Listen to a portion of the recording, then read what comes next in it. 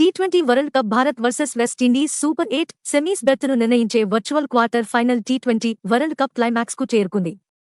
Super 8 దశలో group 1 నుండి semi-final చేరే రెండో జట్టు ఎవరో తేల్చే కీలక పోరుకు కోల్కతాలోని ఐకానిక్ ఈడెన్ గార్డెన్స్ సిద్ధమైంది.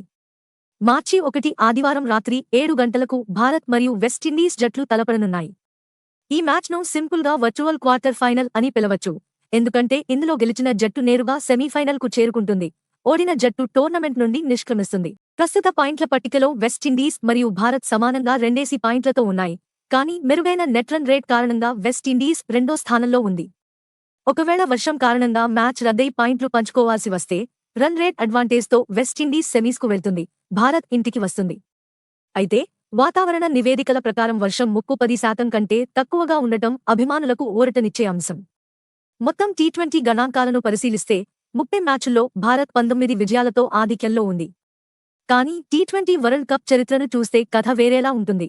ఈ మెగా టోర్నీలో ఇరు జట్లు 4 సార్లు తలపడగా వెస్టిండీస్ 3 సార్లు విజయం సాధించింది, భారత్ కేవలం ఒక్కసారి మాత్రమే గెలిచింది. ముఖ్యంగా 2016 సెమీఫైనల్లో భారత్ను ఓడించిన చేదు జ్ఞాపకం ఇప్పటికీ అభిమానులను వెంటాడుతోంది. అయితే ప్రస్తుత ఫామ్ పరంగా చూస్తే భారత్ జింబాబ్వేపై 72 పరుగుల భారీ విజయంతో ఊపులో ఉంది. మరోవైపు వెస్టిండీస్ దక్షిణాఫ్రికా చేతిలో 9 వికెట్ల తేడాతో ఓడిపోయి ఈ మ్యాచ్కు వస్తోంది. ఈడెన్ గార్డెన్స్ పిచ్ మరియు డ్యూ ఫ్యాక్టర్. కోల్కతాలోని ఈడెన్ గార్డెన్స్ బ్యాటింగ్కు స్వర్గధామం వంటిది. ఈ వరల్డ్ కప్లో ఇక్కడ జరిగిన 5 మ్యాచుల్లో 4 సార్లు మొదట బ్యాటింగ్ చేసిన జట్లే గెలిచాయి. స్కాట్లాండ్ మరియు ఇటలీ మధ్య జరిగిన మ్యాచ్లో 200 పైగా స్కోరు నమోదవ్వడం ఇక్కడి పిచ్ స్వభావాన్ని తెలియజేస్తోంది. అయితే ఈ మ్యాచ్ రాత్రి పూట జరగనుండటంతో డ్యూ ప్రభావం అత్యంత కీలకం కానుంది. సెకండ్ ఇన్నింగ్స్లో బౌలింగ్ చేయడం కష్టమవుతుంది కాబట్టి టాస్ గెలిచిన కెప్టెన్ ఫీల్డింగ్ ఎంచుకోవడమే సరైన నిర్ణయం. ఈ గ్రౌండ్లో భారత్కు వెస్టిండీస్పై అజేయమైన రికార్డు ఉంది. ఇక్కడ ఆడిన 4 మ్యాచుల్లోనూ భారతే విజయం సాధించింది. భారత జట్టులో ఓపెనింగ్ జోడీ సంజు శాంసన్ మరియు అభిషేక్ శర్మ గత మ్యాచ్లో 48 పరుగుల భాగస్వామ్యంతో మంచి ఆరంభాన్ని ఇచ్చారు. వ్యక్తిగత కారణాల వల్ల గత మ్యాచ్కు దూరమైన రింకు సింగ్ తన తండ్రి మరణించినప్పటికీ జట్టు కోసం తిరిగి కోల్కతాలో చేరనుండటం జట్టుకు మానసిక బలాన్ని ఇస్తుంది.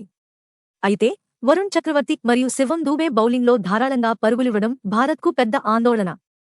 మరోవైపు వెస్టిండీస్ బ్యాటింగ్ డెప్త్ చాలా ఎక్కువ. 9వ నంబర్ బ్యాటర్ రొమారియో షెపర్డ్ కూడా హాఫ్ సెంచరీ చేయగల సామర్థ్యం కలిగి ఉండటం వారి బలం. కానీ వారి బ్యాటర్లలో నిలకడ లేకపోవడం, ఇన్కన్సిస్టెన్సీ మరియు ఒత్తిడిలో వికెట్లు పారేసుకోవడం బలహీనతలు. కీలకమైన player bottles. Sanju Samson versus Jason holder. Holder గతంలో సంజును 4 సార్లు అవుట్ చేశాడు. హోల్డర్ తన హైట్ను ఉపయోగించి వేసే షార్ట్ బాల్స్ సంజును ఇబ్బంది పెట్టవచ్చు. Ishan Kishan versus Roston Chase. Off స్పిన్నర్లకు వ్యతిరేకంగా ఇషాన్ కిషన్ రికార్డు చాలా పేలవంగా ఉంది. అతను చేజ్ బౌలింగ్లో గతంలో 2 సార్లు అవుట్ అయ్యాడు. Jasprit Bumrah versus Shimron Hetmyer.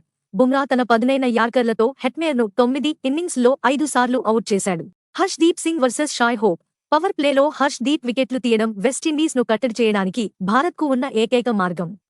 మొత్తం మీద భారత్ తన ఆల్రౌండ్ నైపుణ్యం మరియు హోమ్ గ్రౌండ్ రికార్డులపై ఆశలు పెట్టుకోగా వెస్టిండీస్ తమ పవర్ హిట్టింగ్తో భారత్ను షాక్ ఇవ్వాలని చూస్తోంది. ఫీల్డింగ్లో చేసే చిన్న పొరపాట్లు కూడా ఈ మ్యాచ్ ఫలితాన్ని మార్చేయగలవు. 2016 సెమీఫైనల్ ఓటమికి భారత్ ప్రతీకారం తీర్చుకుంటుందా, లేక విండీస్ మరోసారి క్రిప్టోనైట్ అని నిరూపిస్తుందా? ఈ ఆదివారం ఈడెన్ గార్డెన్స్లో తేలిపోనుంది. ఈ వీడియో మీకు నచ్చితే లైక్ చేయండి మరియు షేర్ చేయండి.